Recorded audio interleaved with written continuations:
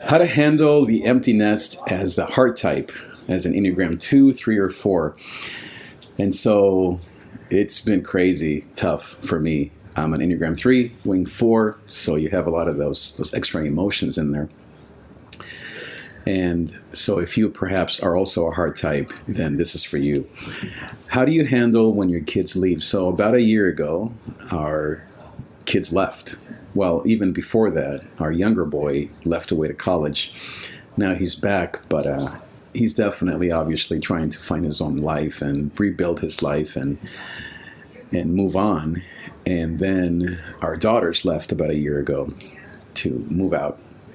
And so ever since then, it's been a real challenge for me as a heart type. And so I want to share a little bit of my struggles and my own journey to hopefully help you along your journey as a heart type 2, 3, or 4. So what comes natural for me and for us heart types is connection, love, conversation, touch, honesty, heart stuff, right? Now, if you have a child who's also a heart type in this season, then you may have more of a connection.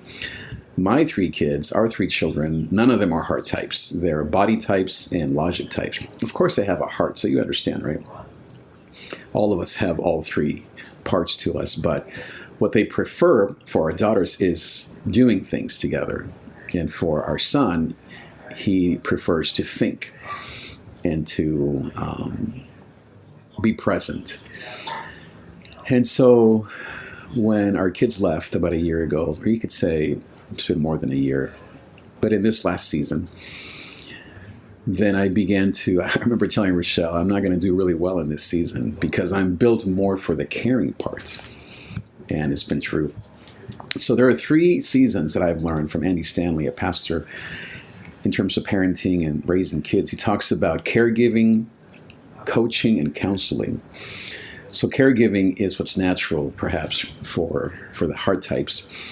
And that is to be near, to be close, to guide, to teach, to love in the heart ways. And so that's what I did for their first, 10, 15 years. Then comes the coaching when they become teenagers and they begin to have their own choices and independence. So you now begin to say, hey, watch out for this, or I don't agree with that, or let me show you how to do this. And so you are that coach. And that feels somewhat natural still for heart types. But then comes the counseling, which really is the leaving and cleaving that the Bible talks about. And that's when I've struggled, because it's no longer about proximity or my preferred methods, which is talking, guiding, hugging, nearness. And then as a Hispanic male, that's even more in my blood. And not all Hispanic males are this way. Not all females are this way, but certainly for my personality type, a 3 wing 4, this is how I prefer to communicate. And so just today I was in tears with ChatGPT about how much I miss my kids. And I talk to Rochelle about this all the time, my therapist, and I process it with God and with friends. But it's a deep thing to not be able to love your kids in the way that you prefer or in the way that you have. And some people don't struggle with this. Rochelle, who is a body type, more practical, she hasn't struggled with it. First, culturally, she left away to college. I didn't move out of my grandma's house till I was 26 to get married. Otherwise, I'd still be with her, taking care of her, of course. And then culturally, my mom lives with my sister, and we have this whole tribe community thing, which I think is mostly good. And so when our kids left, Rochelle was more ready. And plus, she's not a heart type, she's a doer type. So she was more ready to assist, to coach, to guide, to counsel. It's been hard for her as well, don't get me wrong. But she's been able to kind of, I would say, adjust much quicker. For example, today she's with our girls because she's not going to sit here and just cry. She's going to go over there as a body type and go spend time with them, doing things they love. And I think that's the growth that I'm trying to get to is loving them in their love language. Kind of like in marriage, you have to love.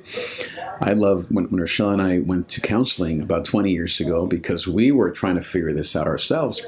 I learned that she, as a body type, as a doer, practical, she needs me to help her, not to hug her, but to help her. And then, of course, I need hugs and conversation, and so we both learned. Same thing goes when you raise kids, adult kids, or teen and plus. Our body type kids, as I said, Canela, who's our oldest, I would say for her is do things with me or enjoy what I enjoy. Listen to my opinion. And so it's not so much me hugging her or giving her advice. It's more listening to her ideas. For our middle one, she's also a doer, but she likes to have fun. So for her, it's going to Disneyland or out to dinner or joining her in her activities or just celebrating her freedom. And then for our son, as I said, more of a thinking type. It's more of listening and being present and not pressuring, but present, not hugging, but hanging out. And so I'm learning, but I'm telling you, it's like teaching an old dog new tricks. It's not easy because I also want to be selfish, I guess, and have things be the way that I like them. But I'm learning through a lot of different tools and sharing these with you that if you want to get what you want, you have to do what they want.